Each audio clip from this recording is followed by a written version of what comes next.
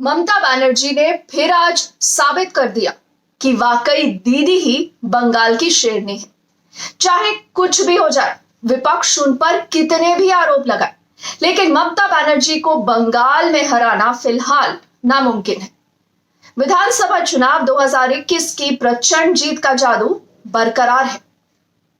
आसनसोल लोकसभा उपचुनाव में टीएमसी के उम्मीदवार शत्रुघ्न सिन्हा और बालीगंज विधानसभा उपचुनाव में इस बार टीएमसी से उतरे पूर्व बीजेपी के केंद्रीय मंत्री बाबुल सुप्रियो दोनों ने धमाकेदार जीत हासिल की।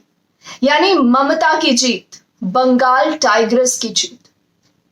बिहारी बाबू हालांकि अपने गृह शहर पटना से कांग्रेस के टिकट पर एक तरफा हारे थे, बेटे को भी जिता नहीं पाए थे, लेकिन ब्रांड ममता का ऐसा जोर और लहर है कि बंगाल आकर यहां से वो लोकसभा पहुंच गए। जीत के बाद ममता बनर्जी ने फिर ये दम भरा कि ये मां माटी मानुष को नववर्ष का उपहार है, यानी बंगाली अस्मिता का कार्ड। उपचुनाव के नतीजे क्या बताते हैं और क्यों ये इतने महत्वपूर्ण है? देखिए, आज तक तृणमूल कांग्रेस कभी भी आसनसोल की सीट नहीं जीती थी। पिछले चुनाव में इस सीट पर बीजेपी का कब्जा था। बीजेपी के सांसद और केंद्रीय मंत्री रहे बाबुल सुप्रियो ने 2014 और 2019 में यह सीट जीती।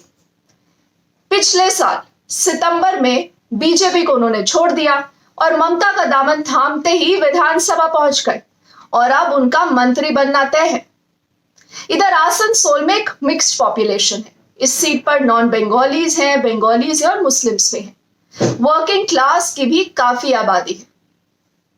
ऑपोजिशन देखिए लगातार ये सवाल उठा रही थी कि ममता ने आसनसोल से एक आउटसाइडर, बाहरी यानी कि बिहारी बाबू को क्यों खड़ा किया। अब यहां पर भी ममता का प्लान देखिए। पार्टी की निगाह 2024 पर है और ममता शायद ये चाहती है कि तृणमूल अब सिर्फ एक बंगाली पार्टी के तौर पर न जानी जाए, और प्लान शायद ये है कि एक नॉन बंगाली जो कि तृणमूल कांग्रेस से जीता है वो अब सीधा संसद जाए, ताकि तृणमूल को बाकी राज्यों में और खासतौर पर हिंदी बेल्ट में विस्तार करने का एक मौका मिले, एक पैन इंडिया इमेज हो।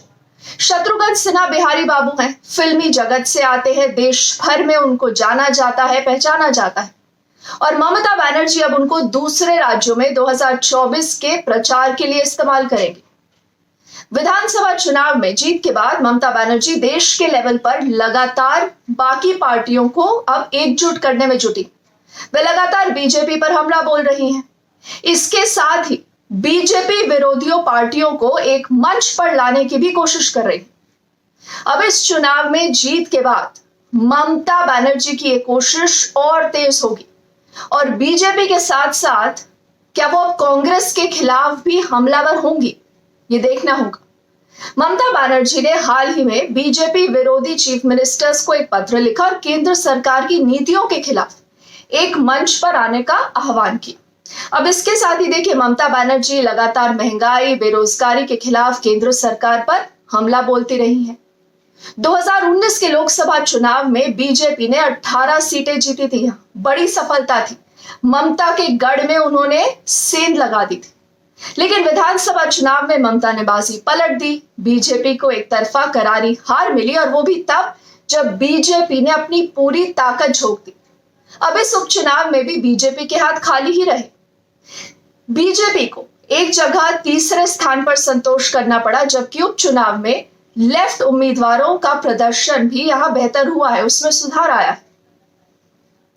राष्ट्रीय महत्वाकांक्षा से भरी हुई ममता के सामने 2024 है, जिसमें बीजेपी ममता को पटकने के लिए किसी भी हद तक जाएगी, लेकिन बंगाल में ताजा हालात जिस तरह है, बीजेपी की हालत बहुत ज्यादा अच्छी नहीं है।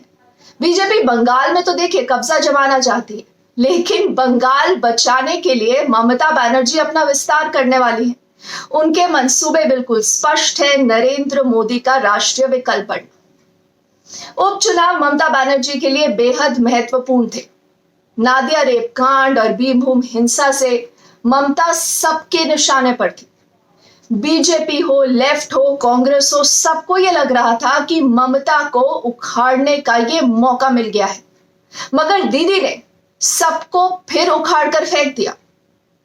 अब देखने लायक बात यह होगी कि ममता बनर्जी अपने राष्ट्रीय स्वप्न को आगे बढ़ाने के कौन कौन से कदम उठाती है, विपक्षी खेमे से कांग्रेस, लेफ्ट, बाकी क्षेत्रीय दलों को कैसे मनाती हैं, उन पर कैसे काबू पाती है। देखिए, ये तो साफ है कि ममता नए बुलंद हौसले से नए अवतार में अब आई है। ममता का मिशन है 2024।